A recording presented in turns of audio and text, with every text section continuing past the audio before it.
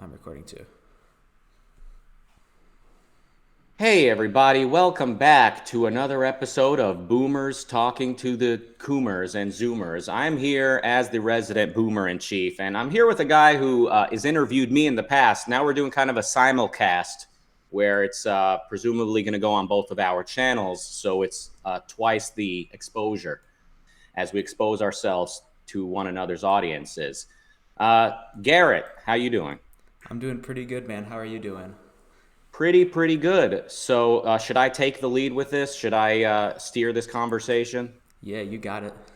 All right. So, you recently spoke to a gentleman from the Charles Tew, I would say cult, you might Yeah. say fan club on Discord.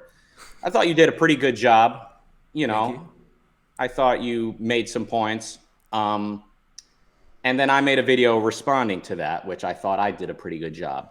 Now, you left a comment. Well, now you made a video with your follow up thoughts, Or like nature of humor and pessimism. oh yeah, yeah. Objectivism, Yesterday. humor. Yep, yep. So so let help me understand kind of where you're coming from when you said that like I'm uninterested in discussing humor because I know I've said comments that sound like dismissive of it, but I've also expressed. I mean, okay, you left a comment on my video saying that you want to have this conversation with me, and then how did I respond? Um, I don't remember specifically what your response was. I think you said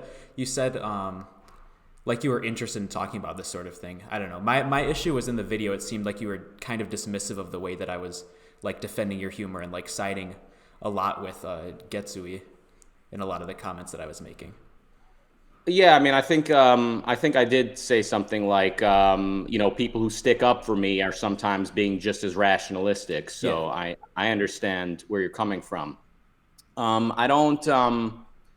I have a hard time even talking about the topic. Obviously, it's like when I do get defensive, then I'm told don't act like your work is an outgrowth of objectivism.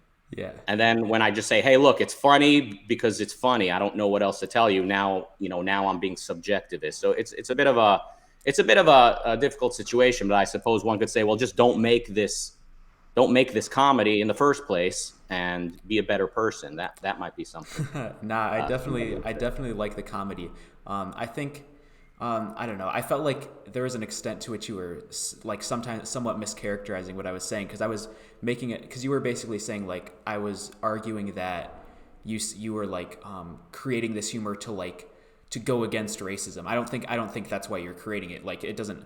The whole reasoning behind why you creating it doesn't really matter when it comes to like whether it's funny or not. I think it's like I think I said in my video that I like I'm perfectly fine with you like not having like a full defense of your humor. You're just making what you find to be funny, and that's perfectly fine.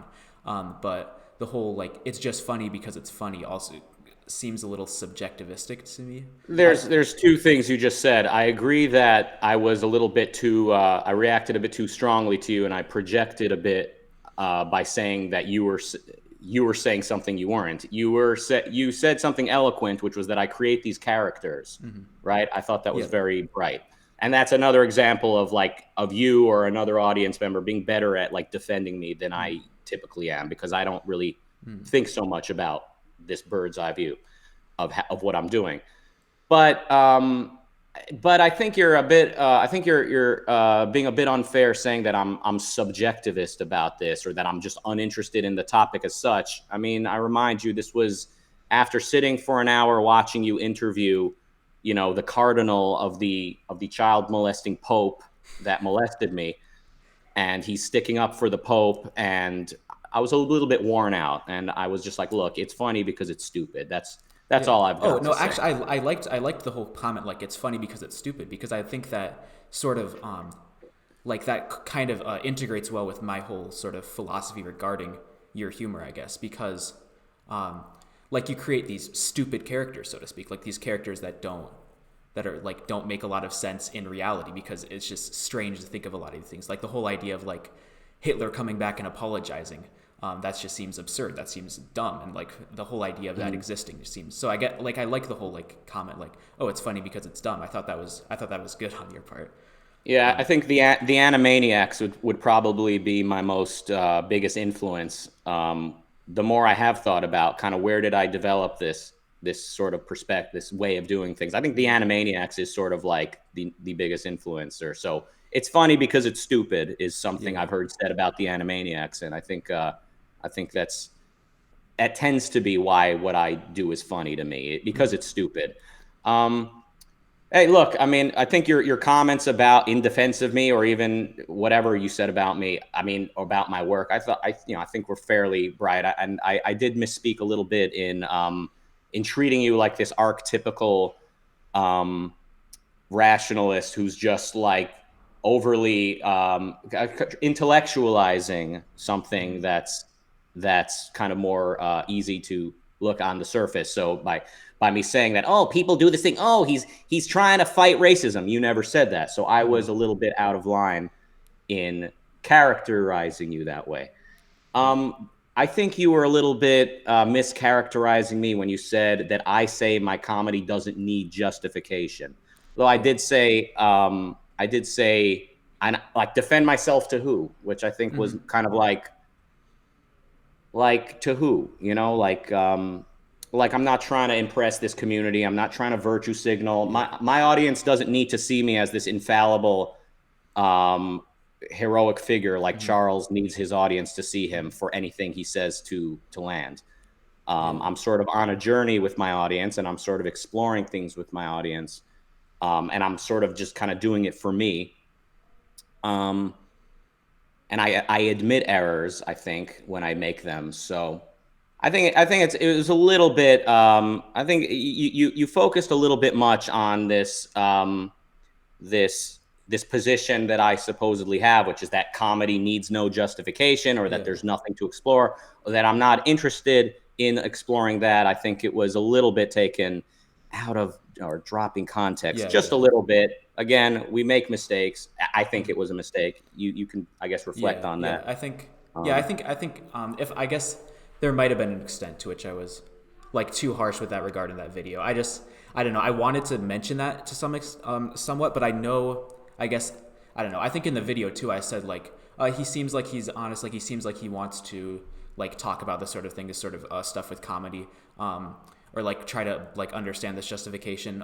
But my issue is sometimes he seems a little subjectivist with regards to this. Maybe that's probably my fault for just like kind of just jumping off of one sort of thing you said and I I guess going. understand why. I understand why it seems that way. Some of the comments I've made in the past, and I think we're somewhat on the same page about this. Yeah. I've made multiple comments now, but here's the thing: I think you're coddling Charles a little bit, and you did this in your recent video. You said you basically repeated this criticism of me 5 or 6 times that I'm too subjectivist or too whatever it is we've just discussed you saying about me. But then Charles's main criticism, your main criticism of Charles, based on all of this, after talking to his lawyer on from Discord, your main criticism of Charles is that he's too pessimistic. How about the fact that Charles called me the model of what most people should be, told me that he hopes I continue to speak out, expressed appreciation and approval and encouragement of what I do, and then threw me under the bus and acted like he's been fully consistent.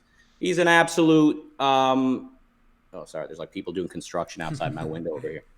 I mean, I think you're coddling Charles in saying that like being pessimistic is his main flaw, because you're implying that if he had more of an optimistic view, then he'd otherwise be good to go. And like if he just were convinced that there's good people out there, then he'd be good to go. He has poor character. He treated me like shit when I've treated him with nothing but benevolence. He's tried to completely distance himself from all of his past dealings with me in the most dishonest way, but holds me accountable for every remark I've ever made in passing. So I guess the reason your recent video made me want to discuss this with you is because I think on one hand you're perpetuating Charles's drive-by criticism of me by what he said that my attitude is about humor. You're perpetuating what he says in that respect, and then you're giving him a complete pass, saying poor Charles is basically a moral genius. We just need a moral Ooh, hero, but we just I need don't think he's a to moral hero. convince him that the world isn't such a bad place. Am I wrong? Um, I guess I guess you're right about the whole like the subjective criticism of you. I think that was definitely too much. I think I misspoke in my video at least, and maybe not misspoke. I was wrong about that.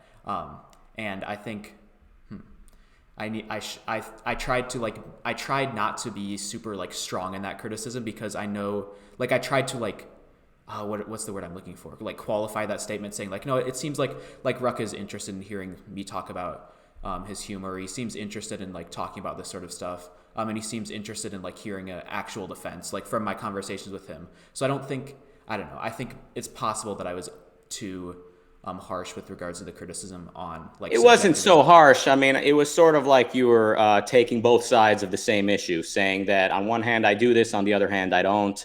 You were saying to the extent that Rucka Yeah, expresses this is to the extent to which I'm critical of him. yeah, But I mean, okay, to the extent that you're perpetuating Charles's very, very unfair treatment of me, or his drive-by criticism of me, to the extent you're doing that, I guess I'm critical of you. Is that, I mean, yeah. you can use the yeah, but I'm kind of being tongue in cheek right now because it gives you sort of a pass to say anything when you just say, well, only to the extent. You got to show some receipts. I Yeah. think. I've shown receipts in dealing with Charles. I've shown Oh receipts. yeah, no, I agree with you. I think You Charles know, was very, very hypocritical. But I don't know. Like the point of that video wasn't necessarily to just go and just attack Charles and criticize Charles. The main point of oh like no, it I was the want to. opposite. Oh, It I seemed mean, like the opposite. It seemed like giving me some criticism to like appease the moralistic people watching over in from your Discord, and then I don't think you're consciously thinking in these terms, but that's how it comes off. Like you're throwing me under the bus just a little bit, just to show that you're not like fangirling me. But then your criticism of Charles is just the most apologetic I did thing. not think that my criticism of you is that like that big of a thing. I thought it was when I did I'm like, "Oh, this is a really minor criticism. We'll see how he reacts," but I don't think it's like super The, I thought people were going to take it kind of the opposite way. Like, "Oh, he's super defensive of Rucka here."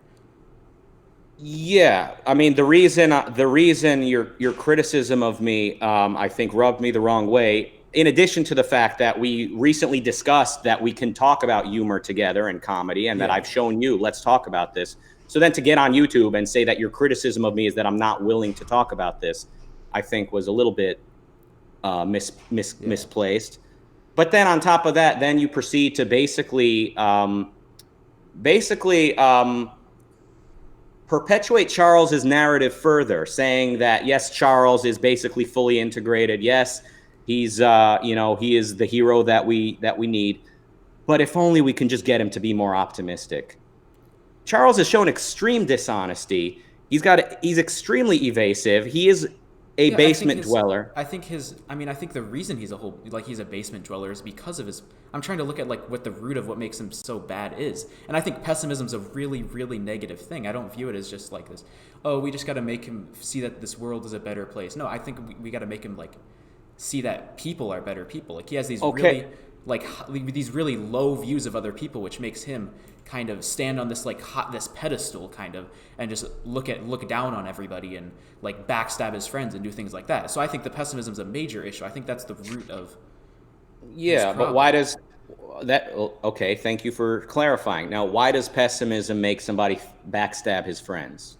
Well, because you have this sort of view of other people as just bad people, like part of this bad culture that's going in all these bad directions, and you just view everybody else as bad. So then you're better than everyone else, and it's sort of like you're like I don't know. You'll throw some bones to some people, and then you'll just like backstab them completely, if that makes sense.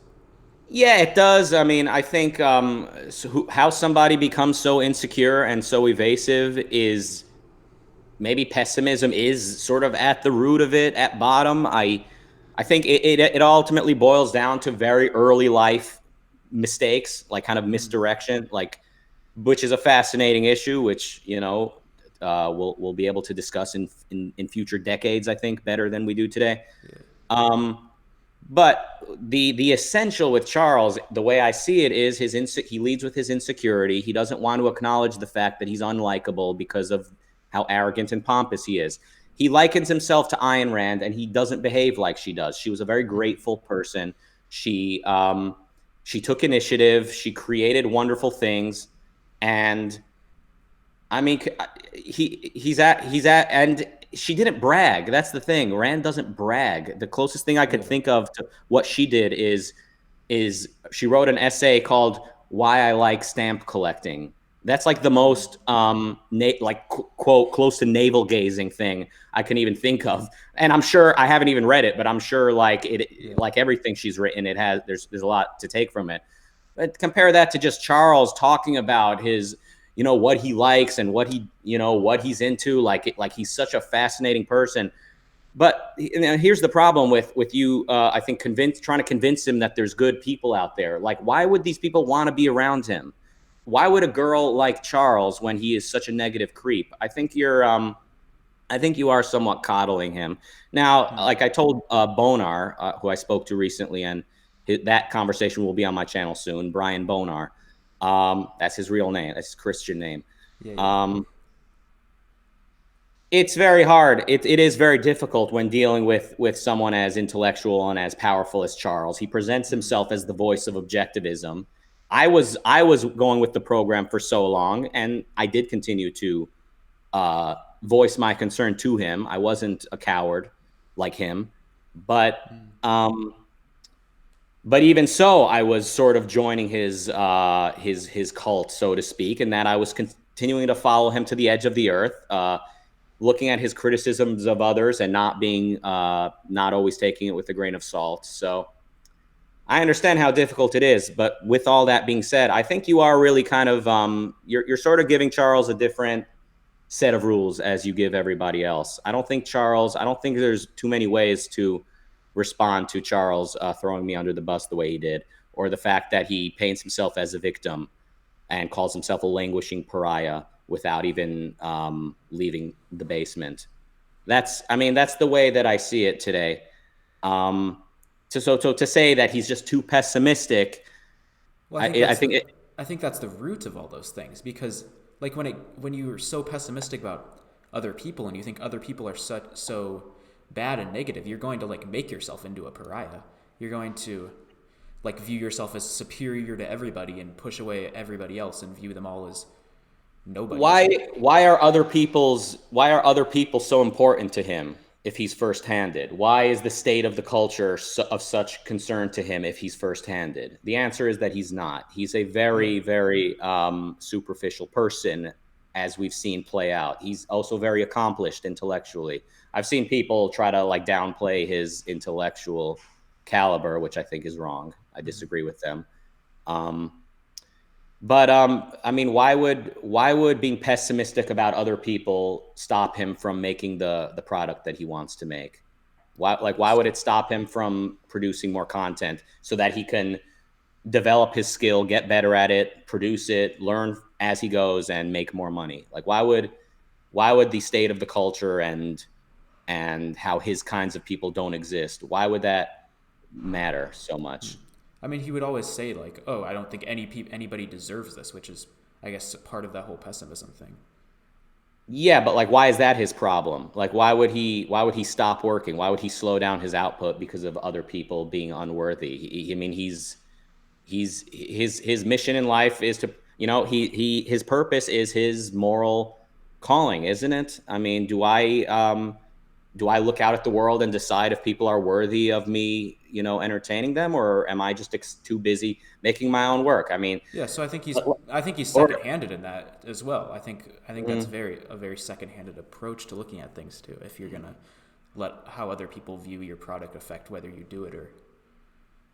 Yeah, I mean, I think so. I mean, I think Ayn Rand definitely. I think Dominique at the end of the Fountainhead is sort of the model of where we all should be when the sun sets. You know, at the end of the day, to use that cliche, is just whatever other people's problem is not my problem. I have my values and I'm pursuing them. So anyway, yes, pessimism is a big part of who he is, but I think to kind of emphasize his pessimism and to go on and on about how, come on, there's good people out there, there's good girls Yeah. out there. Charles is unattractive. If these girls do exist, he's going to turn them off.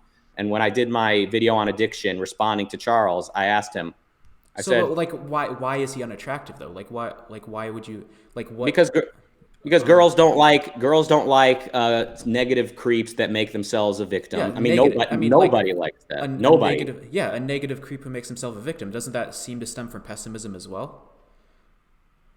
Yes, So yes, but I his think all of that sort of stuff stems from that one source of pessimism. yes, if he was a benevolent person, then he would be producing more stuff and he would be meeting more people and all. Ultimately, yes, you're right. If he did change this about it, so I guess you're making a good argument here. I'm not gonna I can't take that away from you, but the way it sort of comes off when you just emphasize his pessimism and then try to convince him that there's good girls out there and good friends out there for him, you're making it sound like if he would just give these other people a chance, you know, all would be well. But in fact, he has automatized a very ugly presentation, and he's automatized evasions. He's very, very arrogant, and he frankly doesn't deserve the grandiose view he has of himself. Yeah. I mean, he deserves to pat himself on the back for how intelligent he is and how much he's accomplished intellectually, but he's not living the philosophy. He's irrational, he's evasive, and he's actually influencing people negatively. I mean, you've had one of his key cardinals on your channel. I mean, I wonder if this guy's wasting years of his life being a fucking moron. It's just very unfortunate if that's what's going on. But yeah, I mean, I know I've spoken down to you for your age at times, and I think this is I think it's relevant. I think the older you get, and you see people around you growing up and exhibiting certain characteristics, I think it'll become clearer and clearer just what relationships mean, what trust means, what communication means, how important communication is, and why what Charles is doing in his life and how he treated me is unacceptable. I agree with that. I agree with So things anyway, about those I things thought about I Charles. think these are some things that were worthy of talking about. I mean, you said that pessimism is kind of at the root of all this, which I don't know if I disagree with, but that it like again, it does sort of come off like you're just saying, you know, if Charles would just not be so pessimistic about other people, all would be well. Charles has automatized a very evasive and self-serving Yeah. thought process because in his mind he's arrived. In his mind, he's perfect. But the truth is, if Charles went out there and actually was trying to meet people and was failing, like let's say he met a girl who's finally good enough for him. I know it's hard to imagine a girl good enough for Charles, but imagine if Charles met a girl and she turned him away. Now he's like really looking to introspect and to find out things about himself and to get out more and to meet more people. And like now he really wants to understand himself and avoid getting his heart broken while also pursuing these opportunities. But when you never leave the house in the first place, you're never motivated to learn these things about yourself. You're always going to be a basement dweller. So I think his ugly character would become apparent to himself Yeah. if he did, you know, get out there and meet people. So anyway, Yeah. But I think when you're pessimistic, there's sort of two sort of ways to think about that. You can think about it in terms of like the way that I guess I used to think when I was extremely pessimistic and religious, where it's like, oh, like I am nothing and I can't achieve anything and it's all my fault. Or you can think, no, you can like self-aggrandize yourself and think, oh, the reason why nothing's possible in the world is because I'm just so great and there's no one else that's as great as me. And I think all that sort of ties into the pessimism thing. Um, I don't disagree with you. I think, you know, you're justifying what you said well. You know, I mean, you're a good orator, if that's the word I'm looking for. You know, I respect you as a thinker and all of that. again, but none of that is obvious to people who hear you first say I'm unwilling to discuss comedy, or I don't to I an don't I don't extent, think I don't to think an I was extent. that I don't think I said I don't know. I'll have All to right, watch that video again. I don't think I was that you dismissive of you. you weren't dismissive at all, and it's clear you respected me when you said that. But also, the content of what you were saying felt a little bit like I was set up, a little bit. But then, and then in the same video, to then talk about Charles, like his one error is just being too pessimistic, and specifically about other people. Like if Charles would just accept that there's other good people out there for him to meet, then then it's all good. Now Charles can take this his perfection and share it with the world. Charles is a very flawed person. He's very Yeah. evasive. Yeah. And he's no different than any incel. He's no different than any other guy who sits in his basement and decides what the world is like based on his calculations. Yeah, for sure. I thought I criticized all that sort of stuff in the video. I thought I went through and said like, oh, it's really easy when you're just sitting on your computer all day and looking at the internet to think this way about the culture and think that you're so much better and the culture is just this terrible thing, and I don't know, that's that sort of thing. Plus, I criticized like the alcoholism. I criticized that at some point in the video. I thought I criticized a lot of different things about him, and my main point was just that like the main root of this is pessimism.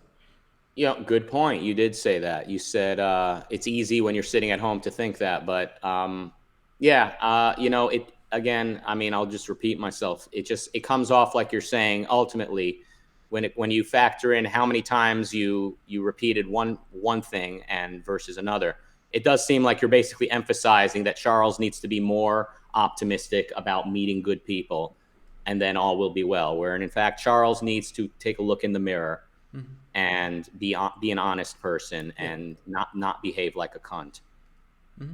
Yeah, I'd agree with that. I think I probably emphasized the whole thing with you way too much in that video, and I guess maybe I could have been. I don't think I was that No, I mean, that nice on if you had, Charles. I think if you had said that about me with regards to discussing comedy, and then you, I think were making some of my points here from right now about Charles, I think I would feel like, okay, you, I basically agree with what you did, and still would have been a little bit annoyed by you saying that about me qua discussing comedy, a little bit annoyed, but still, the way. Look, I watched your video twice just to make sure I wasn't interpreting it the wrong way, and maybe I still did interpret the wrong way, and I can watch it again, and you can watch it again, and people at home can Yeah. watch it again.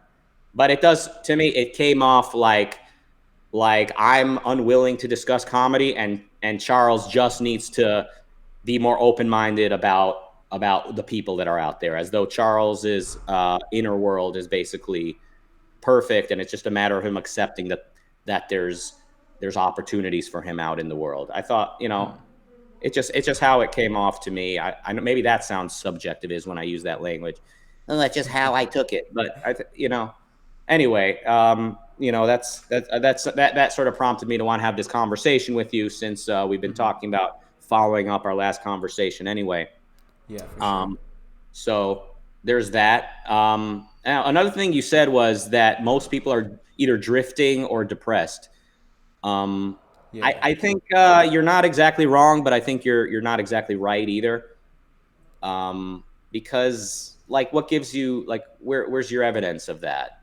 I don't know. Just I don't know. It just seems when interacting with a lot of people, I guess part of it's just seeing people online too, which is a very, as we've agreed earlier, it's a very bad way to judge the culture and the way people are. But it seems like a lot of people are very like short term in their thinking and want to sort of just distract themselves from life and distract themselves from purpose. And the people that don't become extremely depressed, and they don't feel like anything's possible in life. And I think those are two really big problems in the culture right now. I think those are two of the biggest sort of problems that people suffer with in the culture right now, with regards to like their views of life. Some people just don't care about life, don't care about achieving values, and then other people are just don't think values are possible in the world. Yeah, I And mean, it's I can't really like provide a bunch of evidence for that. I would just have to like sort of point you to it. If you've seen that in the culture, then you would agree, and if you haven't, you can disagree. I mean, I've seen a lot of very flawed people, Hmm. obviously, but still, I try to kind of be prudent with my generalization. I'm not great at that, but um, I've been trying to be prudent about people when reminding myself I'm still pretty young, and especially after being the target of Mr. Friendly's cannibalism. It's not fun being like called this like archetype, like, oh, he's drifting, oh, he's dishonest. I mean, a lot Hmm. of people out there are doing a lot of big things, a lot of great Yeah. things. Let me jump back to your critique of Charles for a moment, Kier, because you said it's not fair for Charles to have such a high standard of humor, right? Do you remember Yeah. saying that? But Yeah. It was again, such a like a you're bad making thing. it sound like he's perfectly consistent, but he expects too much of people. Charles is a hypocrite and he's a disingenuous bitch. He told me he Hmm. loves my stuff.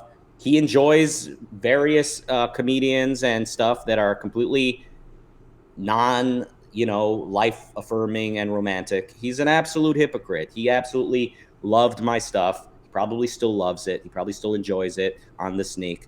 But anyway, like when you say it's not fair for him to have such a high standard of humor, it makes it sound like his standard is consistent, but he just needs to be more patient with the little people. He's an absolute hypocrite. Am I wrong? I Am I guess wrong? I guess I didn't try to come off like that with regards to his view of humor. I just thought he had this sort of rationalistic view of humor that sort of like um, uh, makes it so that like this whole like view of other people is sort of the self-fulfilling prophecy. Like you see that you have this super extreme view of humor that doesn't make any sense. It's super intrinsicist and rationalistic, and it just leads you to have these sort of like if someone makes a joke, you can just say, "Oh, this is a non-objective humor. This is nihilistic filth," and then just dismiss them like that, and it sort of becomes a self-fulfilling prophecy because it No, I just mean leads you to start you're dismissing everybody. you're right that he doesn't know what he's talking about a lot of the time.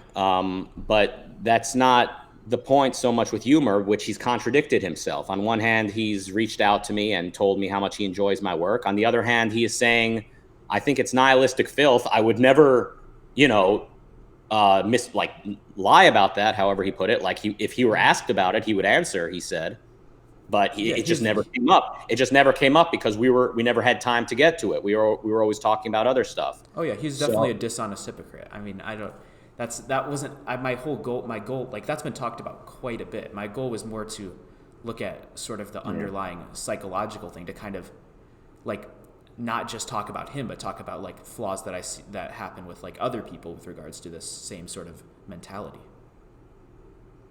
Yeah, I mean, I guess that all makes sense. Again, in the particular context, it seemed like you were so almost like apologizing for him. The way it was framed, and I think, look, again, my opinion is my opinion, and obviously, I'm so immersed in this particular issue that one could say I'm not seeing it clearly. But in my opinion, there's an opportunity for you to review this because I think you presented Charles as a victim. I think you're Oh, coddling him a yeah. little bit. It comes off like you're afraid he's going to come back and criticize you and blow up at you. Maybe that's not the case. Maybe you don't seem like you're intimidated very easily. But you will get banned from his Discord if he ever comes out of retirement because he'll call you an idiot and you mocked him in the intro to your episode. Um We'll see. I haven't anyway, gotten banned yet. I guess Getsui likes me enough to not ban me because I've I mean, talked to well, him. he'd better get used to being this emotionalist dictator because it doesn't look like Charles is going to reclaim the throne, and Yeah. Oh yeah. Jesuit is the next in line, I assume. Yeah. We'll see. Um, yeah. No, anyway, I think there's an opportunity. It does come off at times like you're coddling Charles. Maybe someone else could say you were too harsh on Charles and you were too apologetic about criticizing me. I know, like Yeah. I'm making it sound like yeah, everyone has their perspective. This is mine. I Hmm. think you were very kind to me in your criticism of me, Yeah. but given our recent exchange and the fact that this is something Charles sort of threw at me in his drive by, kind of misconstruing statements I've made Mm-hmm. and taking things out of context. I think Yeah. I've felt a little bit set up about this, kind of like I've never claimed to really have a theory of comedy. I've been Yeah. grappling with this myself, and I've always invited Charles to discuss it with me. So I thought he kind of set me up in that respect. Hmm. So I think in your sort of takeaway, the fact that it comes off like, well, that's what you took away from all of this, that I don't want to discuss comedy, and that Charles just needs to give other I think I people. said you seem interested in hearing a defense of your comedy. It just there were just times where like you've said a lot of times in the past, like, oh, it's funny because it's funny, and that's sort of a sentiment that I don't like hearing. That was basically what my criticism of you was when you say things like Mhm. it's funny because it's funny. Yeah, so I try, like I said before, I brought receipts when it comes to hitting Charles back. I've shown receipts for what he has said and then what he has said, and I brought receipts, and all Charles ever said about me was mostly just, I've noticed Rucka does this. I've noticed Rucka tends to do that. So Yeah. big generalities. No one can really disprove it, and no one knows how to begin disproving it. It's very authoritarian, very emotionalistic, Yeah. and he loves having people eat up his words. And that was kind of one of his big things, is that first he's saying that I make comedy for infants, you know, that have no purpose. I'm But not on the other, defending Charles here. yeah. I'm just saying, and but on the other hand, he was saying that I'm treating my work like it's objectivist, like I'm misrepresenting my work as an outgrowth of objectivism. So between those two things, it's a little bit upsetting, I guess, to hear you say that I'm uninterested or unwilling or dismissive of the issue. Although I again, don't I I understand don't I think understand why it seems that way. I mean, No. along with that, I said like you seem like Mhm. you're interested in talking about this, and you seem honest, and you seem. What was another thing? Shoot, there was something that I had that I wanted to mention that I said. Oh yeah, I also said like you don't need to have a whole justification behind your work. Like you're just doing this to be funny, and it is funny, which is Mhm. something that like it's good. I like that. Like that's something good. It's just when like when you start to say things like, oh, it's just funny because it's funny. That's when Now it's like again, this is where I need a receipt. Did I ever say it's? Well, maybe I did say that. Okay, you know yeah. what? Maybe I could swear I've heard you. I okay. could find it, but. How about this? Maybe I'm taking your words and being kind of a little unfair by selecting some of your words and reading into them, and maybe I'm exaggerating what you said in the way that I'm claiming my words have been exaggerated, and Yeah. and maybe I'm doing that to you. I think the sort of the main issue for me was that in addition to that, Hmm. then came a criticism of Charles that I thought was basically apologizing for him. But I Yeah, think I you've made didn't. some good Yeah, you've made keep you've talking. made some good points here today. But I will say I think you have an opportunity to review it, and because it's not so much a matter of apologizing for him, but if that's how it came off, then maybe there's a better way to express yourself in the future, is what I'm saying. Yeah, yeah. No, Um, that's definitely possible. all Like, right. there's a lot of. I think I probably have a lot of. I mean, with all things, I have a lot of growth to do with regards to communication. That's. I mean, the whole. That's the whole reason I created my channel to begin with. So, Sure. Well, I think you're off to a great start. thank you. Now, what's going on? What are you talking about, girls? Now you're saying that you're like giving up, and then uh, like you spend a good amount of time talking about like your situation with females. Oh yeah. Are There's. you getting a little carried away, like with sort of overgeneralizing? Like if one thing doesn't work out with one girl, now it's like there's no Yeah. perfect woman out there. I guess I was like sort of explaining, like I guess from my sort of experience, this sort of how this sort of negative pessimism has led to very negative sort of thought processes and I guess negative actions as well. Like after the summer, I had this really bad breakup, and right after that, I started to think like, oh, there's no one good left. There's no one good left out there, and it led me to doing some really bad things. Just thinking, oh, if there's no good women out there, I might as well just do whatever with whomever, and it led to some very negative actions, I would say. I And mean, is it doing whatever with whoever, or is it meeting someone who you find attractive and kind of testing the waters a little bit? I mean, it was like strangers. Hmm. All right. Well, I don't. Yeah, I no, don't. yeah, it was. I don't encourage people to be like doing that with strangers. But Yeah, you know, I didn't have sex, but it was like other well, stuff. But well, I don't want to get all into this. But well, I think it sounds like you're learning. You're coming to terms with the changes your body is going oh my through. god. And no, anyway, look, for people watching at home, I mean, don't fall into the trap, people, of feeling like you need to meet the perfect Mhm. person right now, and until then, you're never gonna um, try on any relationship. Usually, you can't really plan out these things in Yeah. advance. You meet someone, and if there's no glaring red flags, give it a chance. I Hmm. think if there's attraction and there's some degree of opportunity, I think you mostly learn these things on the job. Yeah. I believe Yeah. so. Oh, I was pointed to a lot of these things as like major mistakes, and the main point of bringing that up was to say that I had this sort of like when Charles would talk about things like, "Oh, I just drink because there's nothing good left in this world for me, and so I'm just going to Yeah. drink because of that." Like I thought, okay, I've had this similar thought process, and it led me to extremely destructive and empty results that are like, yeah, that were like from this pessimism came really destructive actions, and I guess that's something that I need to overcome and that I think I've overcome a lot of the pessimism. I mean, we'll see. Yeah, but still, even then, it's not so much that pessimism is the problem in my estimation. It's like kind of like you're still young, and it's like, what are you doing with your life? You need to figure out where's your passion lie, and what are you going to do about that? And a lot of who you are is going to develop, I think, as you begin to have more relationships. I think you're going to Mm. learn a lot about yourself and how to and other people. So I'm not. I don't want to read into your words again too much, but I guess that is what I'm doing. Um, you don't want to. You don't want to like. What am I even saying? You don't want to like wait for the perfect person to show up, or you don't want to Yeah.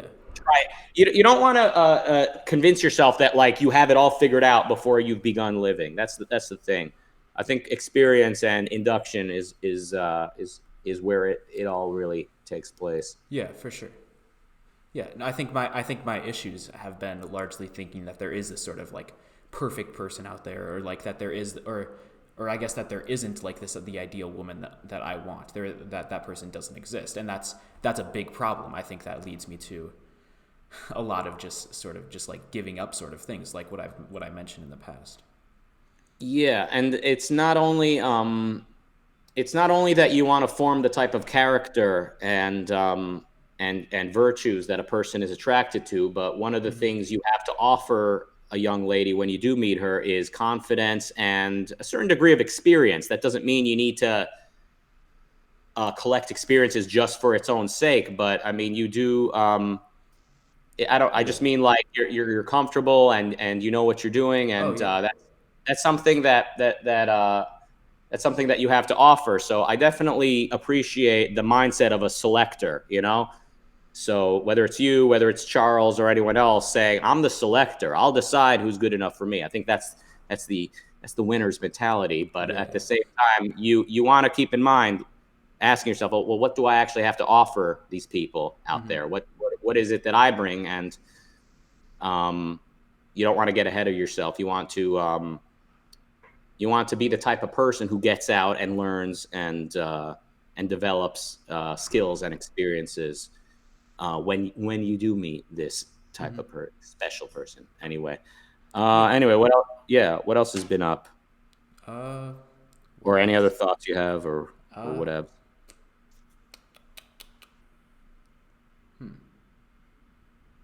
I don't know. We could go into a lot with. Let me think about stuff. I don't know. I've had this big issue of not lately of not getting out as much as I should be, and being a lot too willing to just kind of be in my dorm and not get out, not meet new people, and that's something What that are you I've been struggling with lately. What's up? What are you doing in your dorm? Just chilling, making videos, or reading, or doing homework.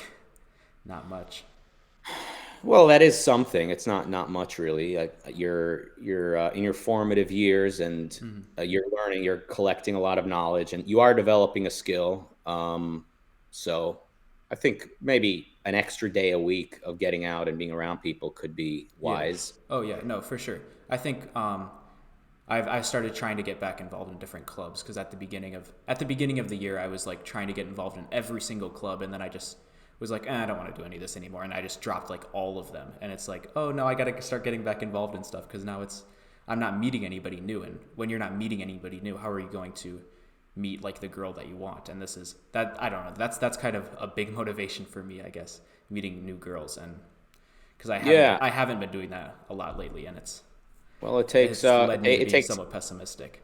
it takes courage to admit that. I think being sociable is sort of the first step to all of that. I think you meet girls when you have friends, and I think friendship is a big part of life as well. Friendship is Yeah. enormously important, and you have many of those online, obviously. But Oh, in the um, real world too, I have a decent yeah, amount of well, friends. that's good at least. I think spending time with your friends is a Yeah. good way to exercise your social skills, and yeah, I'm sure there's lots of girls you can meet as well. So yeah, Yeah, anyway, for sure. sounds like you're basically doing all right. Yeah, Um, we'll see. cool. I'm trying to remember if there's anything else I've seen lately that evoked commentary or anything like that. Yeah, you debated that nice gentleman, Oh yeah. Patrick. He seemed like a lovely chap. But we spoke on Diego's podcast too since then, right? So we kind of Uh, went over that, or a didn't little we? bit. We didn't talk too much Yeah. about that specifically. So We you just. kind of your thing is you just love to talk to basically anyone, Mm, and you're super nice, but you're not a pushover. You just give your opinion. yeah. Thank you. I don't know. Yeah, I want to get better at talking to people. I mean, the whole reason I made this channel.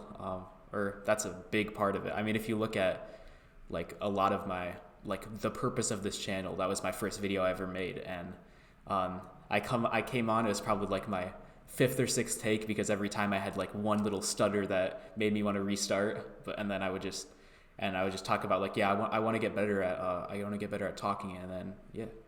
You're definitely doing it. Now your goal in after graduating is to sell insurance. Is that Yeah, what that's part of it. It's like I basically will set insurance rates for companies.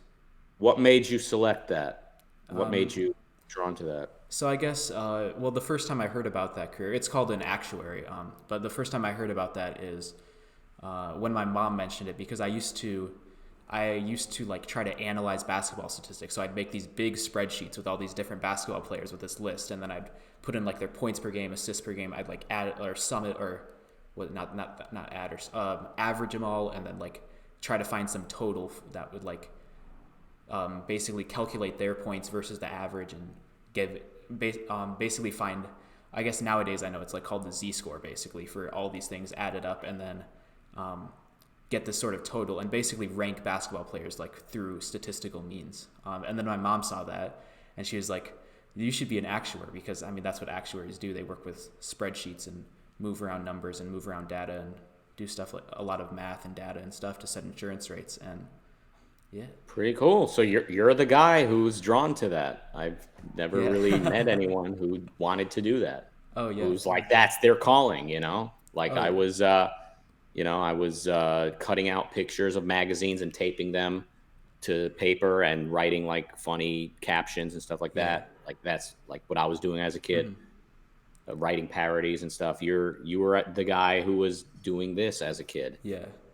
Yeah. That's I've had a broad variety of interests throughout my time, I guess, because I've always been like interested in a lot of more intellectual things as well, which kind of led me to like when I was religious, it led me getting into like deep into Thomas Aquinas type stuff, and now like once I got rid of religion, essentially, it led me to Ayn Rand and being really deep into objectivism. And yeah, I've always been really interested in.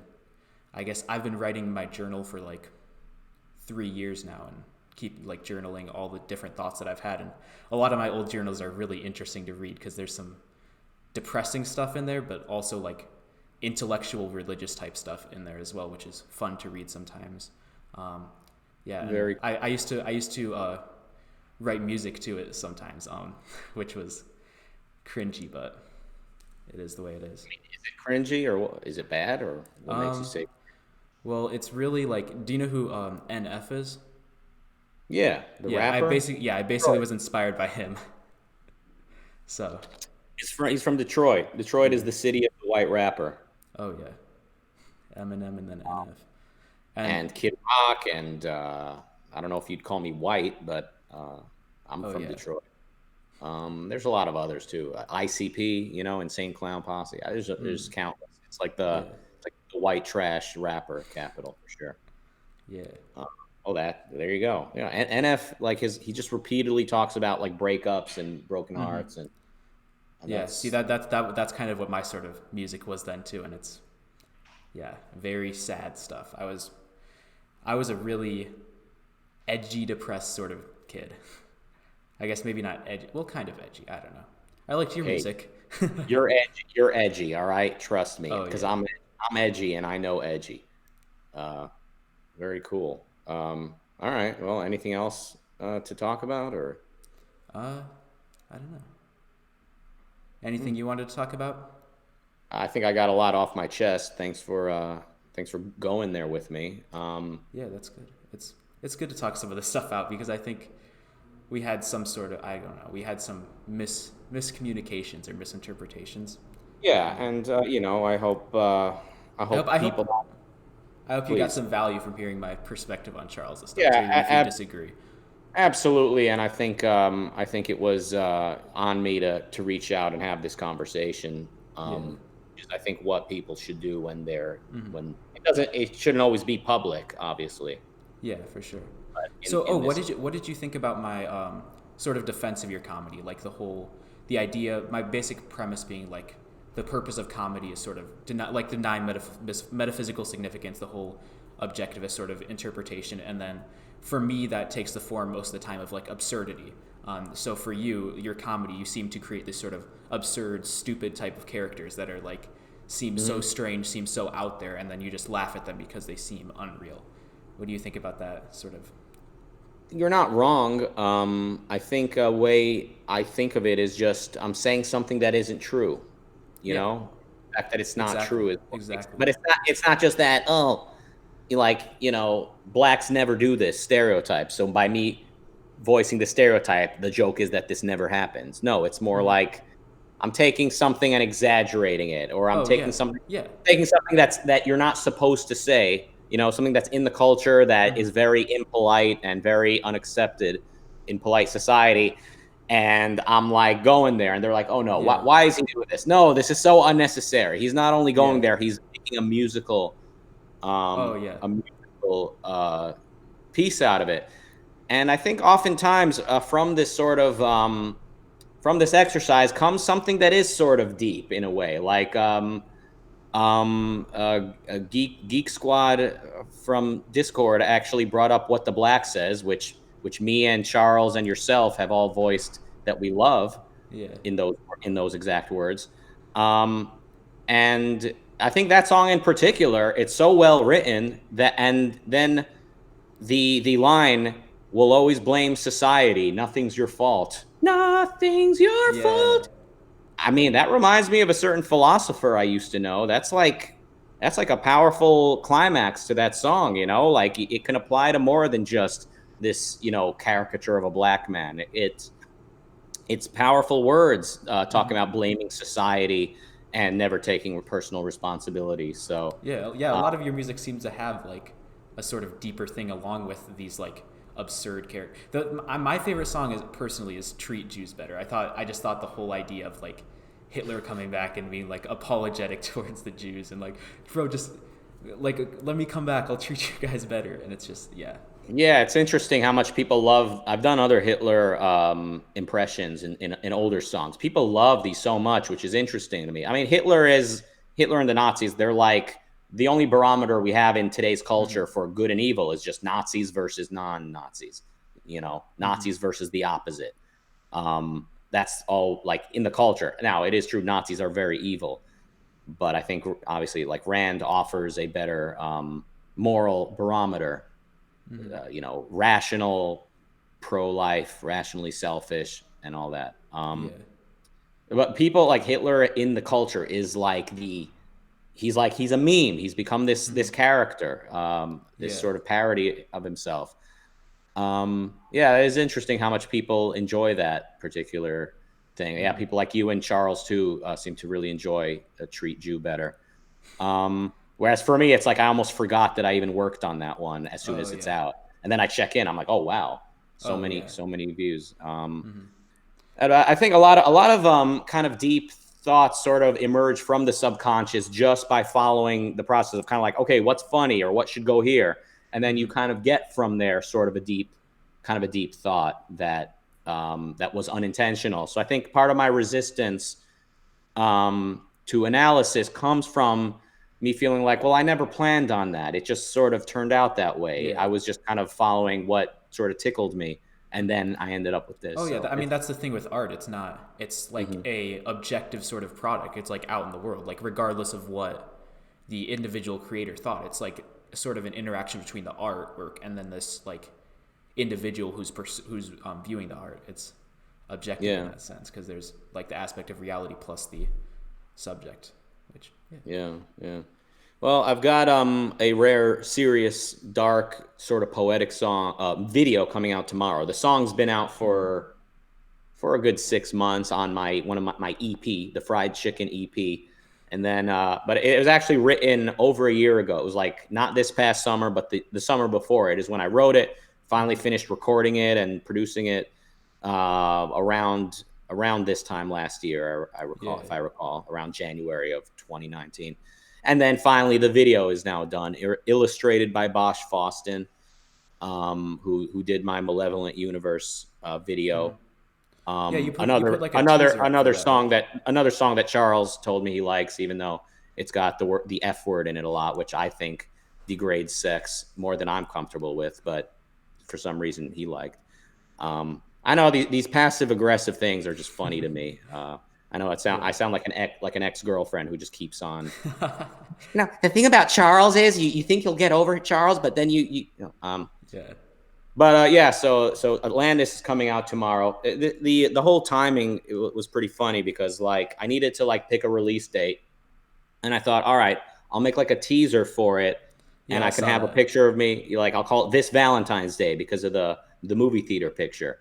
So I was like, all right, cool. So that'll be it. So I'm planning on that, and then coronavirus breaks out, and now everyone wants a Corona song, Yeah. and I end up doing two Corona parodies, one of them being a parody of a parody. So it's like, it's like Yeah. this is happening at the same time, and like everyone wants the Corona thing, but I've been planning on this for so long, so now it's like I need to hold off on releasing Corona because I already have this release date. So Yeah. the timing is a little bit funny, but it's a quality problem to have. It is an embarrassment of riches, as you could call it, I think. Oh yeah.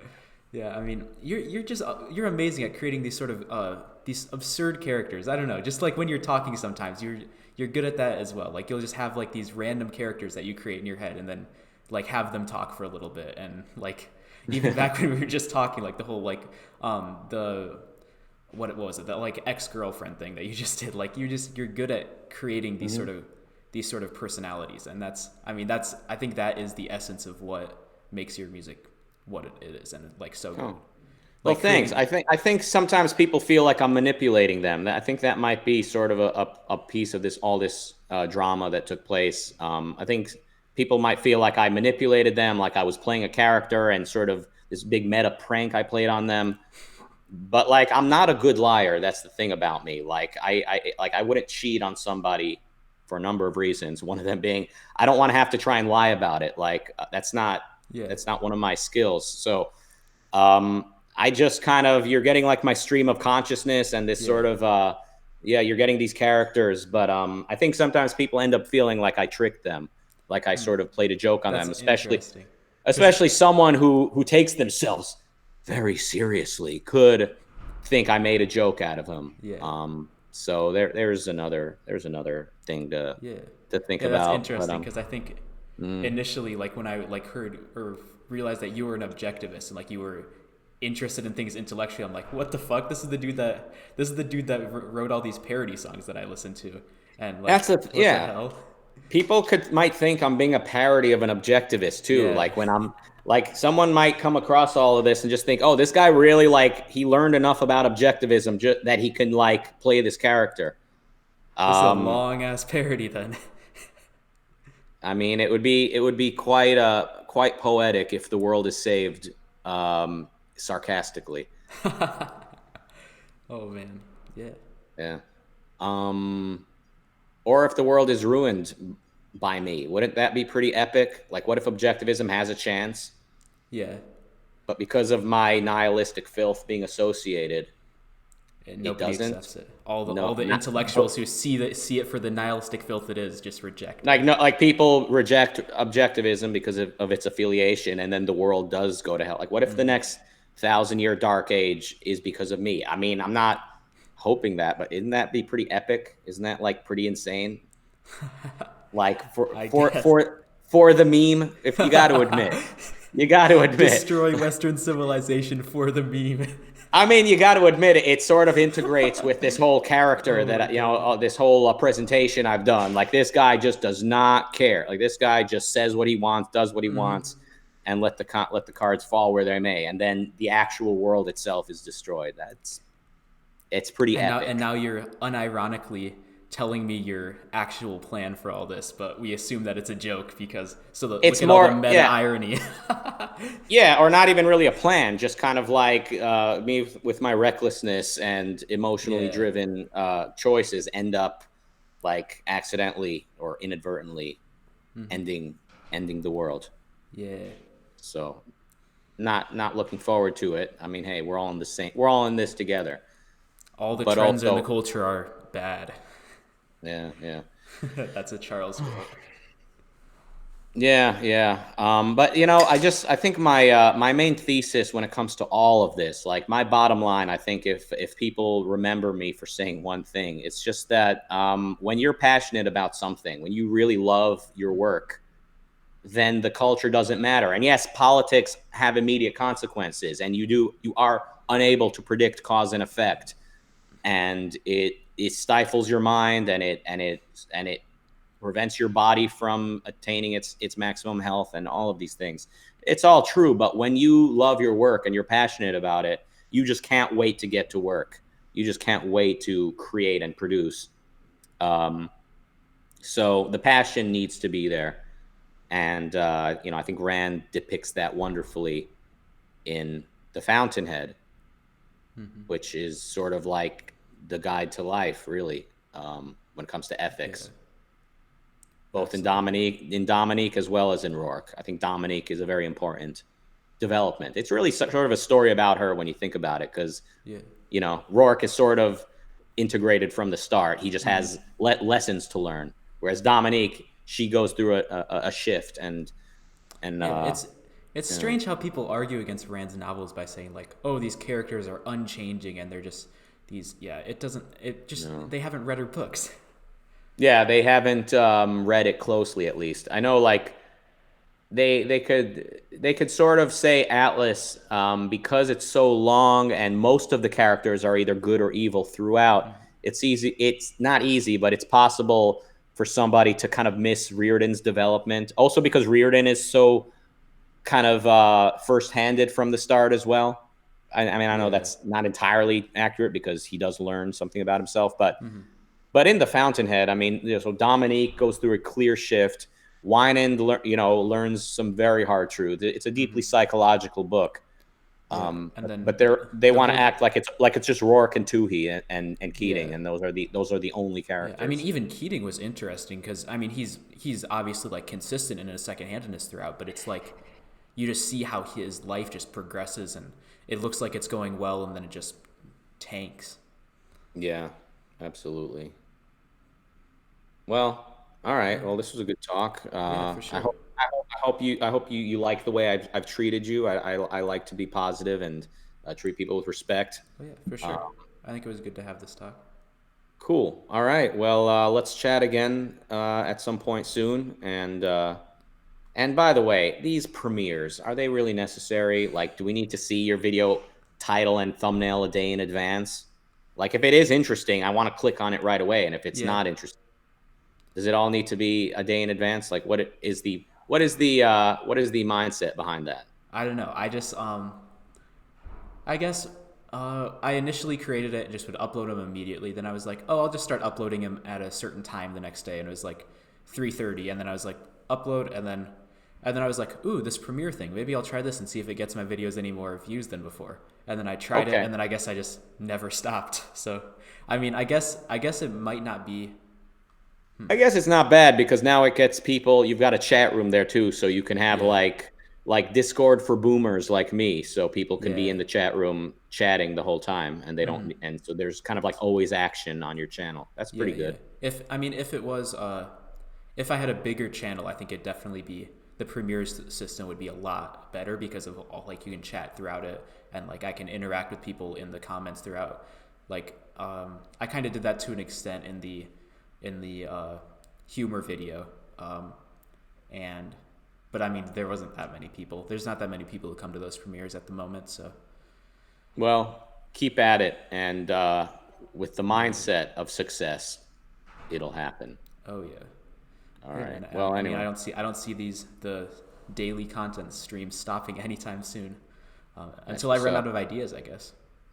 All right. Well, Yeah, let's see when if that ever happens. yeah, All right. Well, good talking to you. yeah. It was nice talking to Yeah. you, man. Catch you later. Yep. See ya.